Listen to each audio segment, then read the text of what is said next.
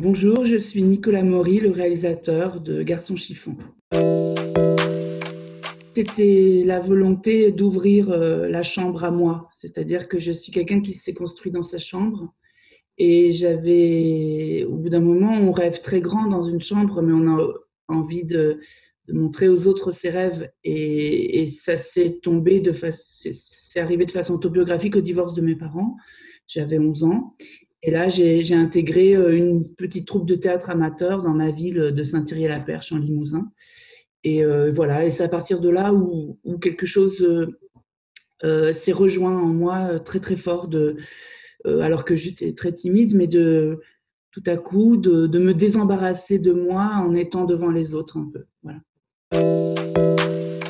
Bah, ça a été tout d'abord un rêve. Je crois que je n'avais pas tellement la mesure parce que moi je suis donc de la campagne et donc Paris pour moi déjà est un rêve en soi, comme une forme de lieu qui n'existe pas et donc c'était un rêve. Je savais pas le côté métier encore. Non, le côté métier ça a été au moment, je me souviens très très bien, au début de la troisième dans mon collège où on commençait à nous demander de penser au futur, quoi. Et, euh, et là, ça a été assez clair qu'il fallait que je fasse un bac théâtre en vue d'être un jour acteur professionnel. Je fais le trajet inverse des personnages de ce film qui, eux, se mettent au vert pour aller enterrer un grand artiste. Moi, je me suis euh, révélée en prenant le train à l'envers, finalement. Effectivement, oui, c'est vrai, je crois que j'avais même pas pensé. Non, parce que ceux qui même prendront le train, je trouve que c'est un titre génial. Mais quand j'entends le titre, je vois Chéreau, je vois Valéria, je vois les acteurs qui, qui, qui m'ont fracassé l'existence, quoi. J'étais Jean-Louis Trintignant, j'étais à 15 ans au milieu de tous ces acteurs et pendant 3 semaines, c'était vraiment fou pour moi. Mais c'est vrai que le film a eu non seulement cet impact autobiographique, on va dire, mais aussi, c'est quand même une grande chance, euh, quand je l'ai vu, j'avais été à Cannes le voir, et j'ai eu un choc esthétique en me disant, parce que je ne sais pas si vous vous souvenez, mais c'était quand même il y a peut-être ça dans Garçon chiffon, mais très lointainement, mais c'est quand même de se dire qu'il n'y a pas de premier rôle. C'était le film choral par excellence, et avec cette musique à foison, et puis cette mélancolie. Alors chez Patrice, c'était beaucoup plus âpre, noir, comme une matière vraiment solide. Moi, dans mon film, c'est un tout petit peu plus peut-être aéré. Mais en tout cas, ça a été pour moi aussi la découverte d'un cinéma contemporain avec ce film-là. Je sais pas, 15-16 ans, à l'époque de qui on était plutôt fan. Moi, j'étais fan de Valéria parce que j'avais vu le film Petite de Noémie Wovsky, elle jouait la mère. Et puis surtout, j'avais vu Oublie-moi, pardon, de Noémie Wovsky, son premier film. Et puis surtout, Les gens normaux n'ont rien d'exceptionnel. Donc moi, Valéria, mes parents dans ma famille, ils ne voyaient pas trop parce qu'elle n'était pas non plus si populaire que ça. Mais grâce à Arte, à l'époque, tous les garçons et les filles de mon âge, moi, le cinéma est rentré dans ma maison et n'en est jamais sorti de mon cœur. Et Valéria, avec ma sœur, je me souviens, on se repassait comment elle jouait parce qu'on trouvait ça. C'était un sentiment absolu dans le milieu des années 90, comment elle jouait. C'était vraiment. Je crois que je lui ai jamais vraiment dit à Valéria, mais elle m'a, elle m'a ensemencée. C'est-à-dire qu'en fait, on pouvait tout à coup se dire que quelqu'un de fragile et désaxé, cassé, même dans sa voix, parce qu'elle avait une voix particulière, pouvait comme ça tenir sa propre fiction. Et Valéria, c'était très très important comme rencontre pour moi. Jérémy, euh, qui s'est un peu construit comme le fils de personne, parce qu'il s'est toujours senti vilain petit canard, est habité par le monstre de la jalousie. Et cet été-là, juste cet été-là, tout va prendre l'eau devant lui. La relation avec son amoureux, son père qui s'est suicidé, son métier qu'il n'arrive pas à rejoindre tout à fait. Et pour essayer de faire une enquête existentielle malgré lui. Il va se réparer, mais vraiment sans le vouloir et sans le savoir, auprès de sa mère, Bernadette, qui vit dans le Limousin et qui tient un gîte. Et le temps d'une pause qui n'en est pas une, parce que finalement, ça va être un des moments les plus importants de sa vie, il va apprendre à reconstituer un tout petit peu le puzzle et surtout à regarder le monde, non pas tel qu'il le rêve, mais tel qu'il est, pour pouvoir peut-être trouver l'exacte composition musicale de sa vie et de son parcours, et de se dire que peut-être à partir de maintenant, il faut un petit peu aimer différemment les hommes pour pouvoir être heureux soi-même. Voilà. Jérémie, c'est le rôle que je rêvais de me donner. Donc je dis bien le rôle. Moi, dans ma vie, je n'ai pas, en tout cas si j'en ai un, je n'ai pas conscience de mon rôle. Tout est très liquide dans ma vie, sauf mon cœur et mes attachements. Jérémie, j'ai voulu m'en approcher tout contre, c'est-à-dire que c'est pour moi véritablement... alors, j'aime pas le mot personnage, moi, dans mon parcours. J'ai jamais utilisé ce mot, même si, bon, il faut bien nommer ça, mais je dirais plutôt la persona, c'est-à-dire c'est quelque chose qui... Il n'y a que moi qui peut donner cette fréquence-là, comme acteur Nicolas Maury et comme cinéaste Nicolas Maury, de faire un Jérémie pareil, il n'y a que moi, donc en ça, c'est absolument personnel dans l'acte de le faire, mais dans la biographie du personnage, il y a quand même beaucoup de fiction. Et surtout, un regard, c'est-à-dire ce que j'ai pu observer de cet état de chiffon dans les hommes et les filles de mon âge. Et c'est pour ça que j'ai voulu créer comme cette nouvelle appellation, comme on dirait garçon sensible ou fille sensible ou garçon jaloux. J'ai voulu donner une autre image qui serait celle de l'état de chiffon. Et dont on n'en a pas vraiment la clé du reste dans le film. Mais cet état-là, par contre, je crois, me ressemble. En tout cas, je l'ai vécu. Mais Jérémie, ce qui me rassure un peu, j'ai commencé quelques petites projections pour les gens les plus proches de mes collaborateurs qui n'avaient pas vu le film. Et souvent, ils disent « Jérémie, c'est moi ». Une femme m'a dit ça, une femme hétérosexuelle. Voilà, c'est-à-dire que, parce que je crois que Jérémie, ce qui est un peu plus architecturé que si ce n'était que moi, c'est quand même une réflexion non pas que sur soi, mais sur la mère. C'est quoi être une mère? C'est quoi la région mère? Est-ce que nos parents personnifient une région? Est-ce que nos parents seront encore là pour nous réparer? Où est l'endroit de l'amour dans son cœur? Que veut dire la réussite? Réussir sa vie, non plus la vivre, mais maintenant, Godard disait vivre sa vie, mais maintenant ce serait réussir sa vie. Mais qu'est-ce que cela veut dire? Et ça, ce sont des... sans être trop prétentieux, mais c'est plutôt des... J'ai travaillé plutôt ça comme un roman d'apprentissage, que comme quelque chose qui serait un aveu, chose qui ne me ferait pas peur de faire. Mais je pense que les aveux, les choses trop proches, le cinéma fuit quand on est trop collé à son propre verrou, j'ai envie de dire. Non, j'ai vraiment... Jérémie, vous savez, ça a été très... Donc, comme quoi, c'était pas moi, je l'ai quitté, Jérémie. Je l'ai quitté le dernier jour du tournage. Et puis après, je l'ai regardé avec mes yeux de cinéaste quand j'ai monté mon film. Mais j'ai vraiment eu cette sensation plus que jamais de quitter Jérémie. Alors, est-ce que je quitte un âge aussi avec Jérémie? Parce que je suis à un âge un peu étrange de ma vie. Mais en tout cas, je dirais, sans faire de pied de nez, c'est un film personnel, mais pas autobiographique. Voilà.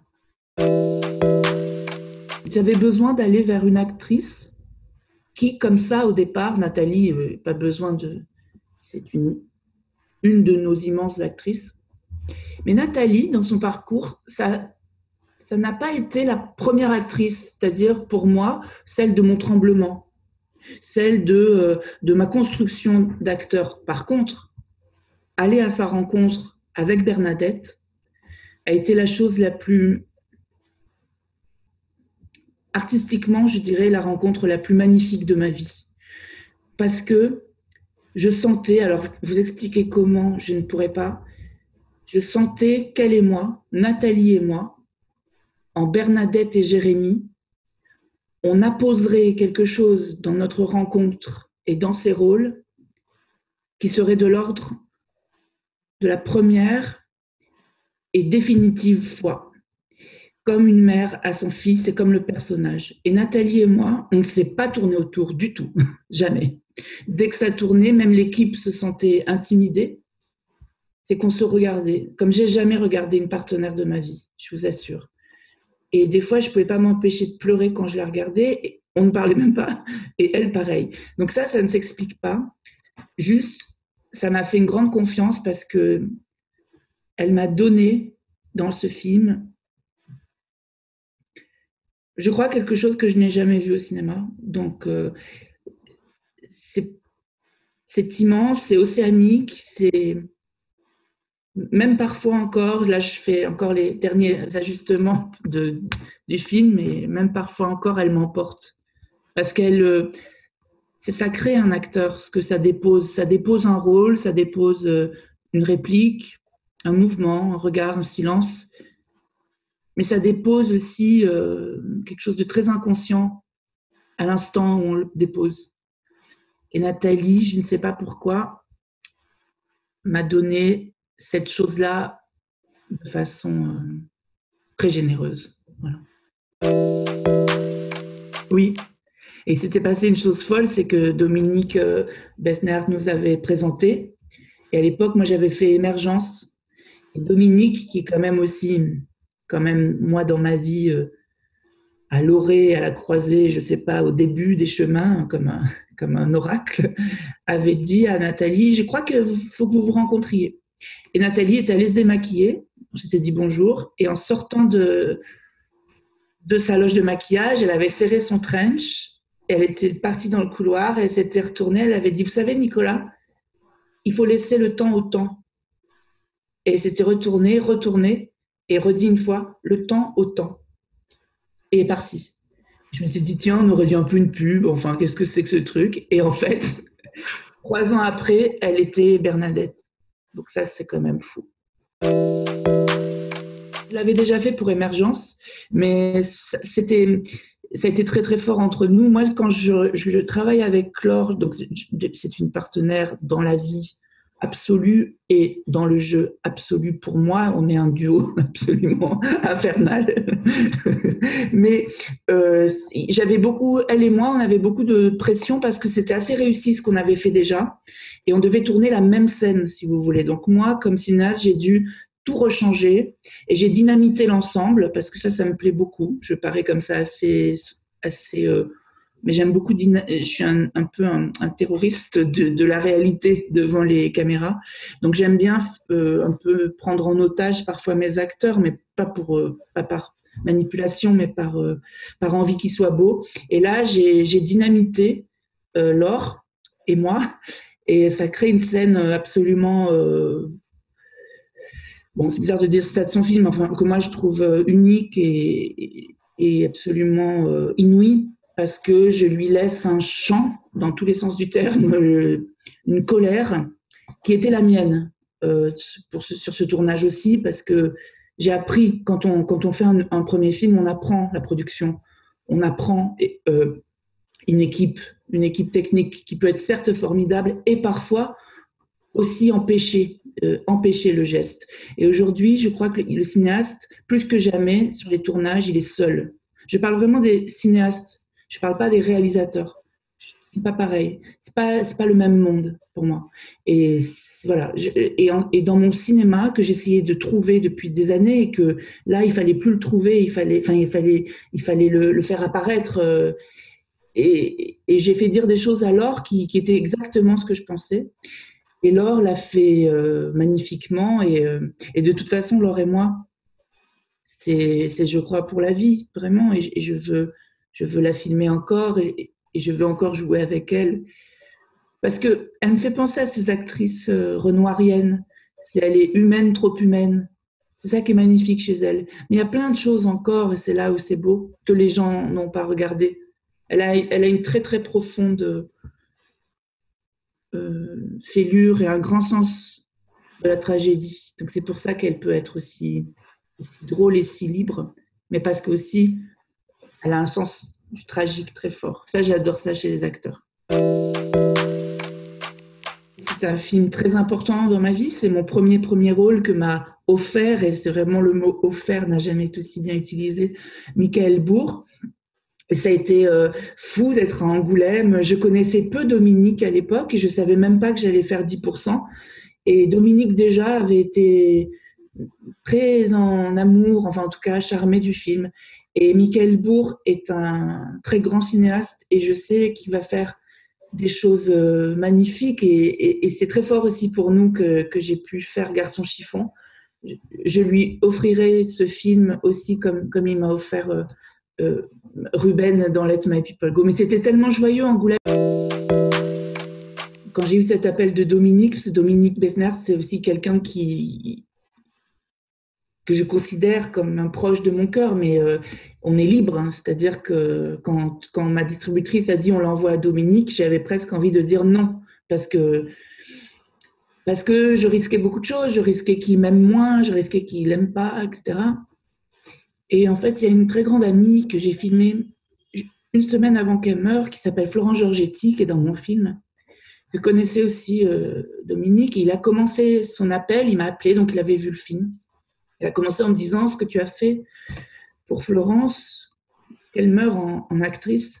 C'est une des choses, voilà, c'est bouleversant. Et il s'est mis à pleurer. Donc voilà. Et j'ai pas compris tout de suite qu'il aimait le film parce que je suis restée sur ça. Et c'est après, on s'est rappelé et il m'a dit qu'il a aimé le film. Et ça, je n'aime pas beaucoup les compétitions, si je dois être honnête. Je trouve que on n'a pas besoin de compétition. Mais bon, je suis en compétition. Mais en tout cas, mon film essaye de désengorger toutes ces choses-là. La jalousie, c'est une forme de compétition perpétuelle. Le vouloir avoir un rôle, etc., ça nous donne des choses liées à la compétition. Là, j'ai envie de donner ce film comme un ami, comme dire, regarde, je vous présente cet ami, vous verrez, il est important, c'est quelqu'un de bien, voilà.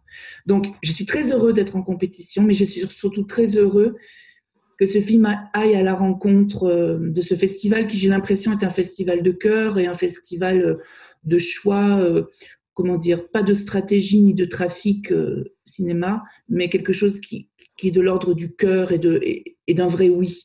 Donc moi, j'irai toujours, mais vraiment, maintenant, c'est décidé, où j'ai un vrai oui. Voilà. Donc moi, la compétition, elle est... Voilà, mais je viens parce que j'ai eu un vrai oui de votre part. Donc ça c'est formidable. Pour un primo-cinéaste, ça fait vraiment plaisir. Et plus que ça même. Plus que ça, parce que quand je disais Jérémy se sent comme le vilain petit canard, je me suis souvent sentie comme ça, mais non pas par victimisation, mais ça pouvait me donner une force aussi. Mais j'ai un côté comme ça dans le cinéma et dans mon parcours. Mais je n'en suis pas victime, je pense que je l'ai toujours un peu comme un adolescent ferait ça en disant j'aime pas mes parents, j'aime pas ça. Je suis un peu comme ça me donne de la force et ça me donne voilà. Mais là, forcé de constater, enfin cet engouement qui a eu lieu en plusieurs étapes parce qu'il y a eu d'autres sélections très importantes à mon cœur qui m'avaient dit oui aussi. Et voilà, il a fallu choisir en cette période aussi compliquée pour les sorties d'un film, il a fallu choisir ce label et puis ce label m'a choisi. Enfin voilà, c'est une chose comme ça. Et ça a été vraiment magnifique. Mais ça a été très dur parce que je l'ai su il y a longtemps et je ne pouvais pas en parler. Donc j'étais tout seul chez moi pendant le confinement. Et à un moment donné, c'est mon producteur, Charles Gilibert, que j'aime tout particulièrement, qui m'a dit « c'est bon, tu peux le dire au moins à ta mère ou à tes meilleurs amis ». Donc là, j'étais heureux parce que c'est là où j'ai eu dans leurs yeux, je me suis dit oui, c'est quelque chose de vraiment très important pour la vie d'un film et surtout parce que moi, je ne veux pas faire qu'un film dans ma vie, ça y est, c'est dans mon sang, je veux faire ça tout le temps.